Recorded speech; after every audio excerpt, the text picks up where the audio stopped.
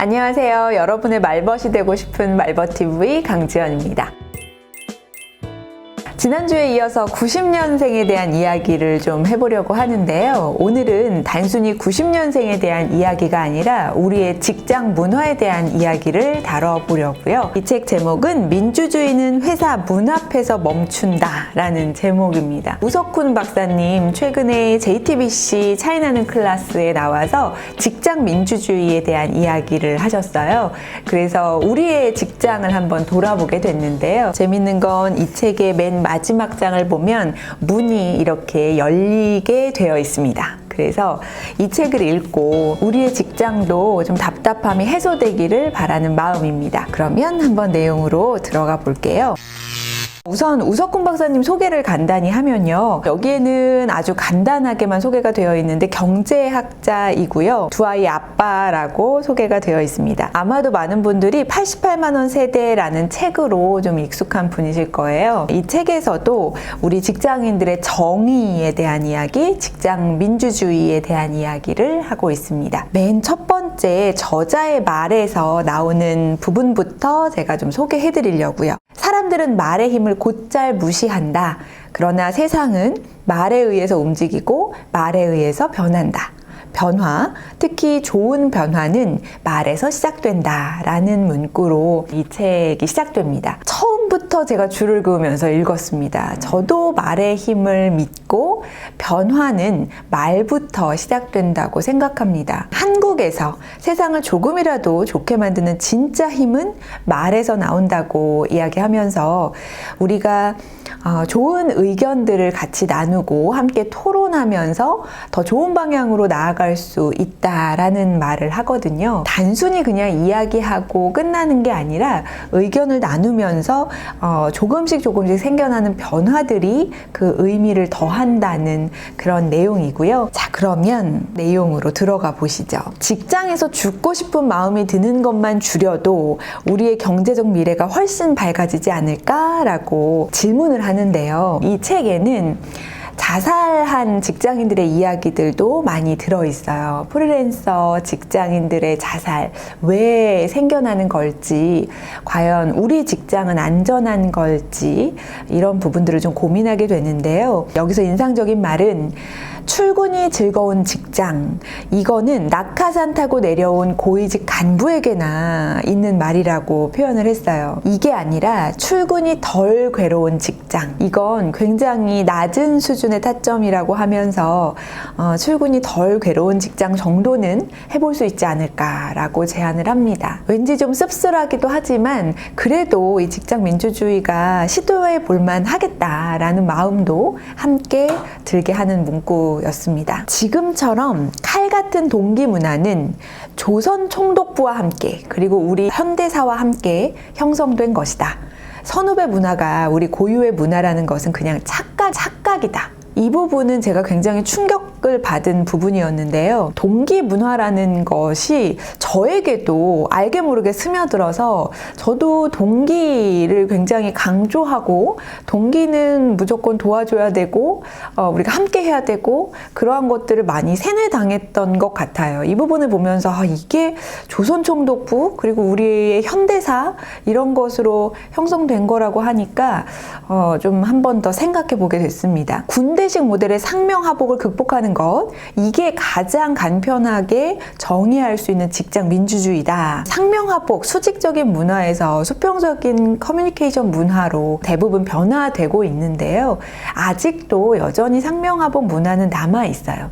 하지만 이제는 조금씩 변화될 거라고 보고 변화해야 한다고 생각합니다. 직장 민주주의는 조직 내부의 경쟁 게임을 협력 게임으로 전환시키는 장치 중에 하나다.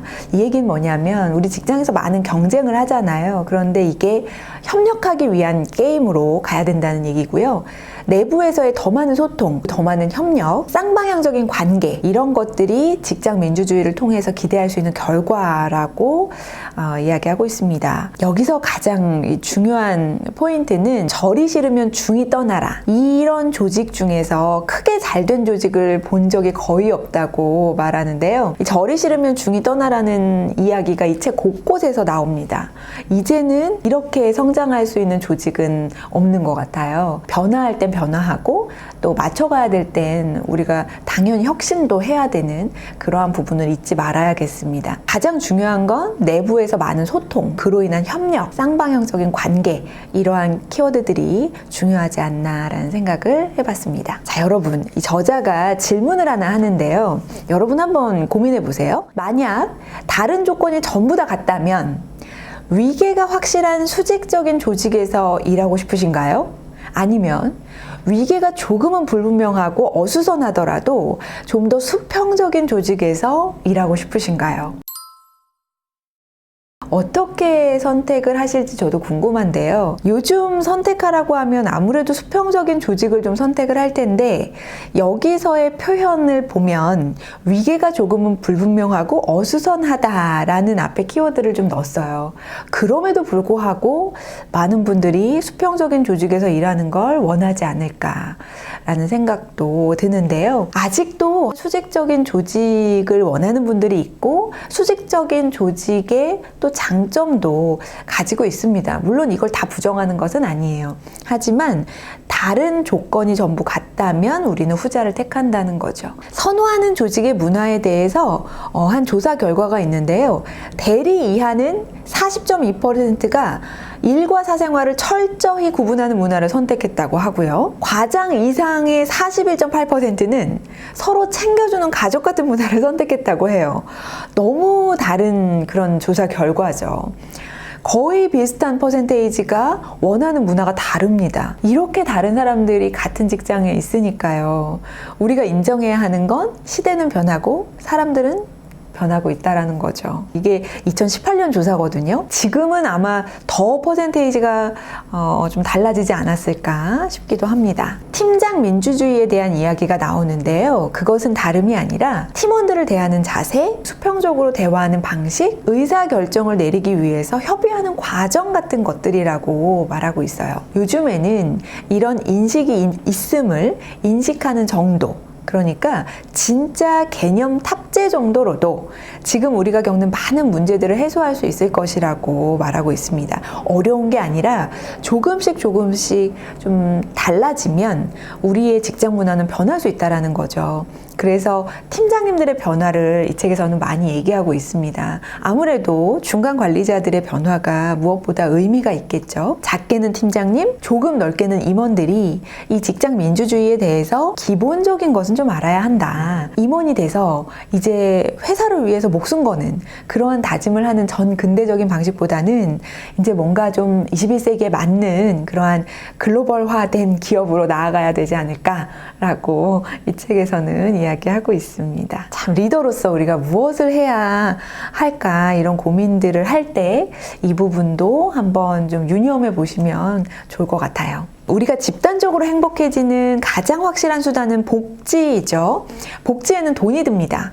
그에 비해서 직장 민주주의는 가장 적은 비용으로 우리의 행복도를 높이는 방법입니다. 이렇게만 된다면 얼마나 좋을까요? 그렇죠? 우리가 집단적으로 행복해지는 방법, 복지를 누구나 바라기는 하지만 나라에서 우리를 위해서 해줄 수 있는 부분은 한계가 있습니다. 우리 스스로 우리의 행복을 위해서 노력할 수 있는 부분도 찾아보면 좋겠죠. 팀장님 혹은 임원진들, 이분들이 조금만 노력하면 직장에 출근할 때 매일 아침 지불하는 고통이라는 비용을 많이 줄일 수 있다. 전부는 아니라고 강조하고 있는데, 이러한 부분이라도 조금 고통을 줄여준다 그러면 우리가 직장을 갈 때 좀 덜 고통스러운 그런 상황이 되지 않을까 싶어요. 우리가 만들어낼 앞으로의 직장은 일하면서 같이 밥 먹을 일이 없는 조직이어야 한다.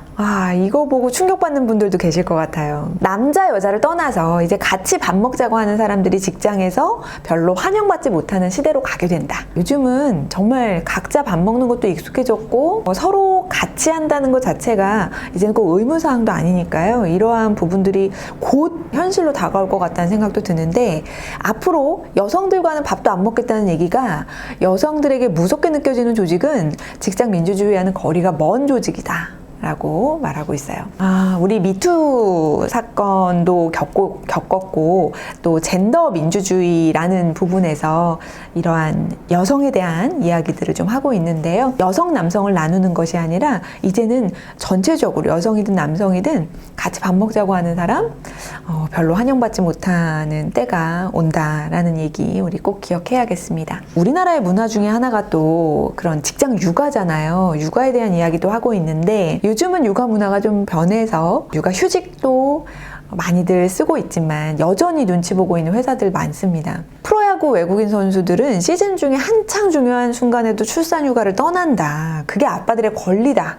라고 짚어주고 있습니다. 우리나라 사람들은 중요한 프로젝트가 있을 때 직장에서 과연 출산휴가 쓸 수 있을까요? 굉장히 눈치 보면서 쓰지 않을까요? 출산과 아빠는 상관없다는 시각을 가지고 우리는 살았다. 이제는 우리도 이런 부분들이 좀 당연하게 받아들여지고 아빠들의 권리도 인정이 돼야 될 것 같아요. 지금 좀 변하고 있으니까요. 좀 기대해 봐야 되지 않을까 싶고요. 우리의 정부가 직장으로서 일정한 수준의 민주주의에 달하면 행정 서비스도 좋아지고 정부 품질도 좋아질 거라고 말합니다. 직장 민주주의의 경우는 공직사회에서부터 먼저 시작하는 게 더 효율적이라고 이야기해요. 이 체계에서 아주 많은 부분이 오너에 대한 이야기를 하고 있거든요. 오너 리스크, 오너 민주주의 이런 얘기 하는데 우리가 보통 대기업을 바꾸는 거 쉽지 않고 중소기업도 마찬가지죠. 오너들이 가지고 있는 마인드를 바꾸는 게 쉽지가 않아서 정부 그리고 우리 행정, 공직사회에서 먼저 이런 문화를 바꾸면 좋겠다라는 제안을 하고 있고요. 우리가 직장이라고 부르는 곳에 최소한의 인간적 기준이 필요하다라는 부분에 저는 별표 많이 쳤습니다. 최소한의 인간적인 기준, 이것을 우리가 뭘로 볼지 사람마다 또 이것 또한 나뉘겠지만 그래도 최소한이라고 했으니까요. 이런 부분들은 우리의 목숨과 관련된 부분 이런 것들은 좀 지켜줘야 되지 않을까요? 이게 정규직, 비정규직이 다른 건 아니니까요. 어떤 산업에서는 갑과 을이 5대5로 나누던 수익 비율을 신규 업체에는 6대4로 슬쩍 낮추더니 최근에는 아예 8대2도 등장했다. 그 이유는 뭐냐 하면 이런 얘기를 한대요. 싫으면 너 말고도 이 일 할 사람들 많아. 젊은 사람이 이렇게 세상 물정 몰라서야 되겠어? 라고 이야기한다는 거예요. 이거 갑질이잖아요. 우리가 흔히 표현하는 갑질인데 그럼에도 불구하고 어쩔 수 없이 따라가야 하는 아마 분들도 계실 겁니다. 그렇지만 저는 이 부분은 좀 우리가 단호하게 극복해야 되지 않나 라고 제안도 드리는데요. 그러지 않으면 계속해서 우리는 8대2에 머물러야 하고 계속해서 을로 갑이 하는 그대로 받아들일 수밖에 없는 상황이 되지 않을까 싶어서요. 익숙한 자기 방식에 신입 직원들을 끼워 맞추려는 사람들에게는 좀 이상해 보일 거다. 그렇지만 사회적으로 보면 새로운 직원들이 보편적인 것이고 자기가 이상한 것이다. 지금의 청년들은 60년대에서 90년대까지 입사한 사람들처럼 가족 같은 회사를 원하지는 않는다. 우리 앞에서도 그 설문조사 결과 기억나시죠? 가족 같은 회사를 원하는 것은 과장 이상입니다. 지금 90년대생들에게는 자유로운 회사, 자율성을 인정해주는 회사가 더 좋은 회사인 거죠. 우리에게도 개인주의 문화가 등장할 순간이 되었다고 말하고 있고요. 그게 변하고 역사다. 그리고 당연한 것이다. 라고 언급합니다. 지금 우리는 딱 분기점에 서 있다고 해요.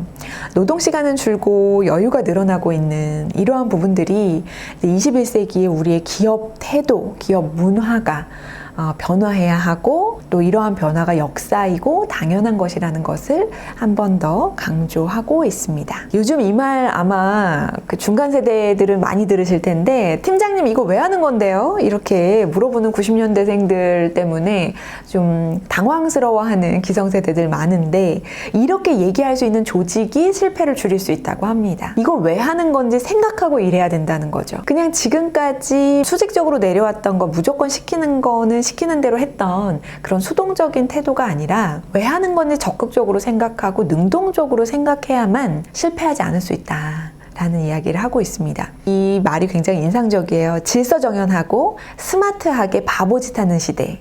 지금 우리는 이 길에서 이제 빠져나와야 한다고 말하고 있는데, 내가 해봐서 아는데 라는 시대를 거치고 그게 그렇게 어렵습니까? 라는 시대를 지나왔습니다. 입만 열면 스마트, 공무원들은 사람이 먼저다 라고 이야기하는 시대가 왔죠. 이제는 이 길에서 빠져나와야 한다고 말하고 있는 것입니다. 여기는요, 이 공정에 대한 부분을 우리 좀 짚어봐야 하는데요. 채용 공고를 보면 내가 지원해서 될 수 있을 가능성을 보고 지원을 하잖아요. 그런데 여기에 내정이라는 것이 되어 있다고 하면 여러분 어떤 생각이 들 것 같으세요? 저는 이 내정이라는 말을 들으면 굉장히 좌절할 것 같거든요. 자기들이 필요한 사람 스카우트하는 경우라면 그냥 특정인을 대상으로 채용을 진행하면 되는데, 공정이라는 신용을 내느라고 굳이 절차를 만들어서 멀쩡한 사람들을 들러리로 세운다는 거예요. 업무상 꼭 필요해서 내정이 있는 경우는 적절한 사유를 심사해서 공개 채용 절차 하지 말고 실제로 공개 채용을 하는 경우에는 내정을 해서는 안 된다. 이거 너무나 당연한 상식인 것 같은데 이게 최소한의 공정이다라고 이야기를 하고 있어요. 한국 엘리트들이나 전문직들 부패의 첫 출발이 바로 이런 내정이라는 이야기입니다. 취업 비리 문제 많잖아요. 지금의 세대에게는 공정성이 무엇보다도 중요하고 진실성이 매우 중요한 세대이기 때문에 이러한 내정이라든지 취업 비리라든지 이런 것들은 이제 좀 없어져야 되지 않을까라는 생각이 듭니다. 마지막인데요. 작가가 에필로그에 한 이야기를 좀 해보겠습니다. 앞으로 우리가 가야 할 길에 대해서 간단히 언급하고 있어요. 정책은 밀실에서 이제 그만 나와야 되고요. 경영은 투명한 곳으로 나와야 하고요. 직장은 좀 더 민주적인 것이 좋다는 이야기를 합니다. 그 길이 바로 선진국 경제가 이미 걸어간 길이라고요. 민주주의는 회사 문 앞에서 멈추지 말고 문을 당당히 열고 직장 민주주의가 실현됐으면 하는 마음으로 이 책을 읽었습니다. 이러기 위해서는 우리 한 사람 한 사람 사고에 대한 전환도 해야 될 것 같고 변화에 대한 인정도 해야 될 것 같습니다. 이제는 변화해야 되는 시대고 그것을 받아들여야 되는 숙명적인 상황이니까요. 90년대생에 대한 이야기뿐만 아니라 직장 문화에 대한 이야기도 오늘은 좀 다뤄봤는데요. 다음에는 90년생들과 어떻게 일할 수 있는지, 어떻게 하면 일을 잘할 수 있는지에 대한 부분도 한번 여러분들께 알려드리도록 할게요. 오늘 내용이 도움이 되셨으면 좋아요와 구독 눌러주시고요. 저는 다음에 또 뵙겠습니다. 고맙습니다.